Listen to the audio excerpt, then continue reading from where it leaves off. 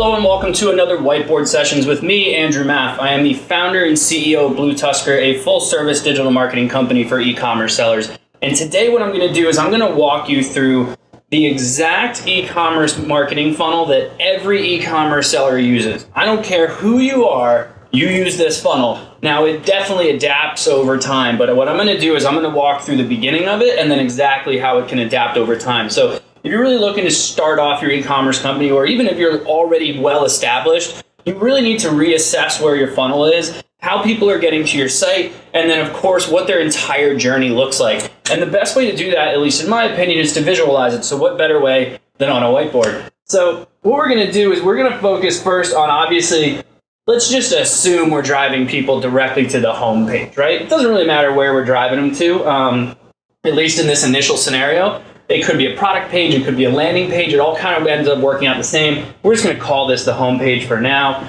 So this is obviously, the first place that we're going to send them to. So there are countless ways to send people to a home page, right? So you have your top of funnel stuff. So you have blog posts, and you have social media, and you have email, and you have other search ads that you're doing, right? There's so many ways that you could be driving traffic to your website. That's not what this video is about. So we're going to pretend, obviously, that you're doing an entire top of funnel strategy. You're pumping a bunch of traffic into your homepage or product page or blog post or anything along those lines, right? And then obviously, what's the goal once someone gets to your homepage is for someone to actually kind of venture off and visit a product page, right? So now they're at a product page, they're checking out the product page, they like what they see, and then the next thing they're going to do is they're going to add to the cart, right? So now they've added to their cart, and things are looking great, and then they purchase, and you've made your money, and we're all rich. Thank you for watching my video.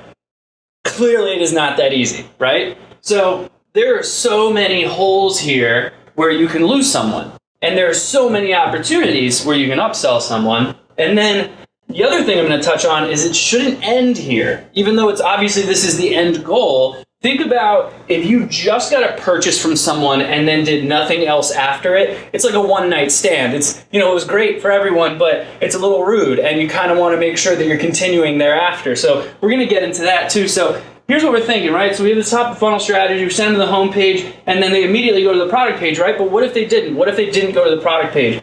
There are some retargeting options here that I would suggest, right? So you have your, 10 different ways that you can remarket people. Is you have social media, you can do display ads, you should have a browser abandonment email, right?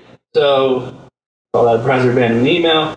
My video guy told me that I have horrible handwriting and that this probably isn't a good idea, so I'm definitely going to keep doing these videos. So basically someone lands at the home page, nothing happens, right? Or even someone lands to the product page. So what we're going to do is, we're going to retarget them in several different ways of trying to get them back to the home page or back to the product page. The benefit about them coming to a product page is that we now know a little bit more about them. We know what they're interested in. So let's say that we sell, I'm going to Kaiser Soze this. Let's say that we sell different markers, right? And I see that this guy visited the green marker channel, right? Or a green marker product page. So he's at the green marker one. So what I'm going to do is I'm obviously going to retarget him with specific to green marker ads, right? So we have browser abandonment email, we have all this stuff. So I'm going to show him something a little bit more specific. So this is obviously a different funnel aspect of just kind of customizing these guys. But from here, right? So we've now figured out a little bit more about what product they're interested in, or if they visited a collection page, if you're on Shopify or any kind of category page. Then you can obviously customize those ads based on the product that person had saw. And now, obviously the goal being, did they get over to the add to cart? So this is very standard. By now, I hope you guys have gotten a little bit ahead of me and you now know, okay, we're doing an abandoned cart ad. So again, you have social media that can do this. You have display ads that can do this. You have your abandoned cart emails that can do this. So a ton of different things that we should be obviously retargeting to get them back to the cart. Just a little insight on this, emails, maybe you're going to send it an hour or two after they've abandoned. It's always going to be dependent on your product, or maybe you're going to wait another 24 hours after that and offer them a discount. There's a ton of different things that you can do. But so basically what we've got so far is that we've done top of funnel into a home page, or trying to get them over to a product page, maybe customizing the retargeting that we're doing to obviously get them back to then go to the next step, which is abandoned cart. Then if they still haven't gotten this far, we're helping them out with some different ad copy and some different creative to get them to convert with their cart. And then of course the end goal with them being that they've purchased. Now, there's another thing here that's always very interesting is like, okay, great, they purchased, awesome, thank you. It shouldn't end there. And that's why this whole concept of like a funnel, right? So like you think of a funnel, kind of looks like this. As you see, like, we start with all this top of funnel stuff. We work our way down to more mid funnel, which is your retargeting and your abandoned cart. And then of course, obviously closing, which is your bottom of the funnel. But it always seems to end here. And no one ever wants to talk about like what happens when they've basically completed the funnel. So there's a bunch of different ways, right? So let's think about what the pros and cons are of advertising to them after or targeting them later on. So obviously if you release a new product, or if you're doing a deal, or you're doing something along those lines, yeah, you're going to want to probably eventually send like, email, or maybe you're doing some social ads or something along those lines to basically like retarget them after they've purchased to come back and start the whole process over again. But there's also some other ways that a lot of people don't talk about, and that's really like essentially building a community. So when you think about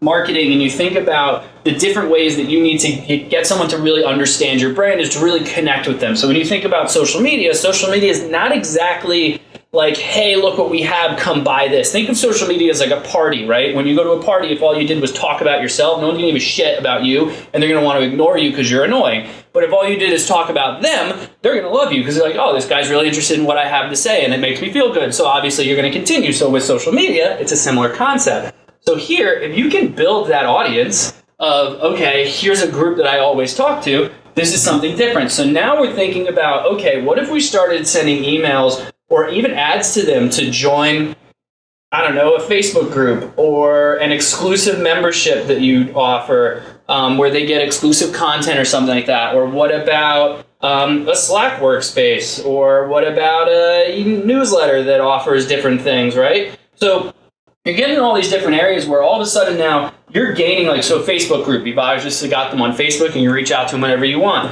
Membership, chances are they're part of your email list, or a newsletter, part of your email list. Now you can reach them whenever you want. Slack workspace, you can Slack them. Like, there's so many different ways that you can do this. Now you also have things out there like Discord and there's 10 other ways that you can basically own the data and own the group that you've developed. So it really kind of allows this big top of funnel strategy to narrow down. I know I've kind of gone off on a little bit of a rant here, but basically, like, this right here is your standard e-commerce funnel that everyone does. This is a little bit different. Now, to expand upon this is to actually personalize a little bit more in these beginning spots here. So instead of a home page, what if we're sending people to, let's say, a landing page, right? So now I have one less thing that I need them to do because they're just going to go straight to adding to the cart. Or if this is, if you're a little bit more B2B e-commerce and then this is a lead, then okay, then this is a little bit easier because all you're asking for is an email or something along those lines. But otherwise, e-commerce, traditional D2C, you're adding to cart, right? And in which case they're going to purchase. So this is obviously a little bit more different, where you're obviously going to want to make sure all this top of funnel stuff is a little bit more related to whatever your main page that you're first sending them to is. Outside of that, you could also think about skipping over the home page and going straight to the original product page that you had there. So if this is a very specific email or this is very specific social media, maybe you want to send them straight to a product page or straight to a collections page. And then this is where you start to just replicate this entire funnel for different strategies. Like, okay, here's the funnel for this product. Here's the funnel for this landing page. Here's the funnel for this collection page. And you start to build it out, and then you can map out here, like, okay, what is the top of funnel strategy that we're doing to drive traffic here? What is the middle of funnel? What's the retargeting, the abandoned cart that we've set up? And this gets so much more intricate. This is a very high level way to review the funnel that you're doing. But if you think about, like, okay, how much time passed? How many retargeting ads are we going to show them? How long has it been since they abandoned their cart? Do we want to continue to retarget them with ads? Do we want to send multiple emails? So there's a lot of other conversation that comes out of this. But when you're first setting things up, it is very simple. It is straight homepage, product page, cart, checkout.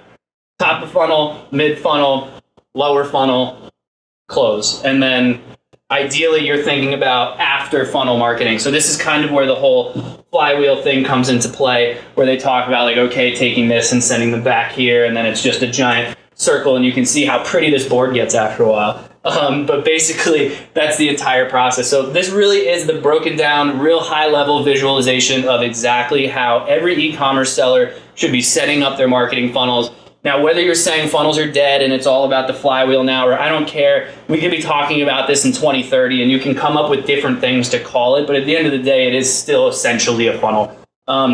But like I said, this is exactly how you should set this up, and then it's as simple as just taking this and utilizing it almost like a template and duplicating it for different products or different landing pages or anything like that. But this is all I wanted to cover today. Obviously, I appreciate everyone joining. Make sure you comment. Let me know if you agree and disagree, because I love the debate. Or comment, let me know another video that you'd like us to cover. But otherwise, per usual, please rate, review, subscribe. We come out with these at least on a weekly basis. And if you have any questions, feel free to comment. But as usual, appreciate y'all coming, and I will see you next time.